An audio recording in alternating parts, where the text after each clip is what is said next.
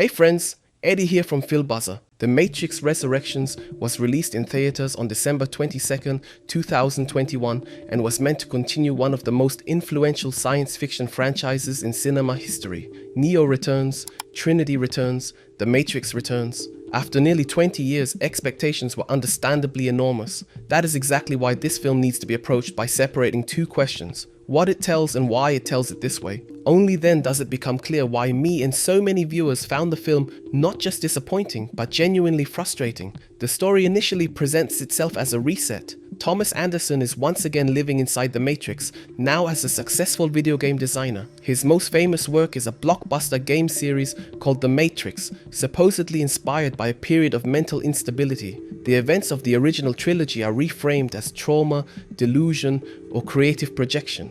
Neo is kept emotionally sedated through blue pills, his memories fragmented and suppressed. Trinity also exists inside the Matrix, does not recognize Neo, and lives a conventional domesticated life. Gradually, the truth emerges. Both Neo and Trinity were reconstructed by the machines after their deaths, not out of mercy, but because their emotional bond generates extraordinary levels of energy. The peace established at the end of Revolutions is fragile at best. Machine factions have split, new power structures have formed, and Neo and Trinity are being exploited as an emotional power source. Eventually, both are freed once more, with Trinity even assuming the central savior role as the system is broken yet again. That is the story the film tells, and it is already deeply problematic. But the real issue lies not only in the plot, but in how the film constantly comments on itself.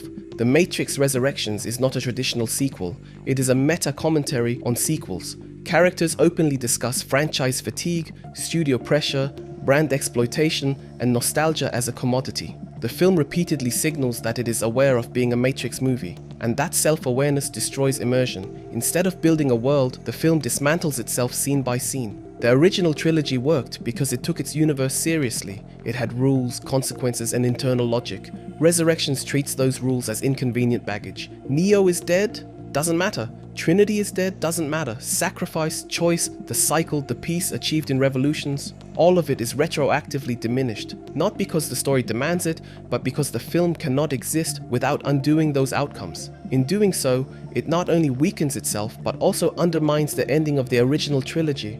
Tonally, the film also struggles. Emotional moments are immediately undercut by irony, as if the film is afraid of sincerity. Action sequences feel strangely weightless, visually chaotic, and lacking impact. The iconic clarity of the earlier films is gone. In its place are endless explanations, justifications, and self-commentary. Characters often feel less like people and more like mouthpieces for ideas. Why is this film the way it is? This question is essential to understanding The Matrix Resurrections. The film was created under unusual circumstances. Lana Wachowski directed the film alone. Lily Wachowski was not involved. This is not a minor detail. The original trilogy was built on a shared creative vision. Resurrections clearly reflects a singular perspective. Equally important is the studio context. Warner Brothers had long been interested in reviving the Matrix franchise, with or without the original creators. Multiple reports confirmed that a new Matrix project was being considered regardless. In that situation, Lana Wachowski chose to return and make the film herself, rather than see the Matrix continue entirely without her involvement. That context explains much of the film's internal tension. It plays like a conflict projected onto the screen between authorship and surrender, personal expression, and corporate inevitability. The heavy meta approach functions as a defensive strategy. By criticizing itself in advance, the film attempts to disarm external criticism. The implication seems to be, if we already acknowledge the problems, they can't be used against us. But this logic collapses quickly. A film can be self-reflective without sabotaging itself. Resurrections does not manage that balance. It feels like a work that wants to exist and apologize for existing at the same time. In the end, The Matrix Resurrections feels less like a continuation and more like an internal reckoning with the brand, with Hollywood, with audience expectations, and perhaps with the creator's own past. The problem is that this reckoning happens inside the narrative and destroys it in the process. The Matrix Resurrections is not a misunderstood masterpiece and not a bold reinvention. It is a conceptually conflicted film that hides behind meta layers to avoid committing to its own story. Instead of progression, it offers reversal.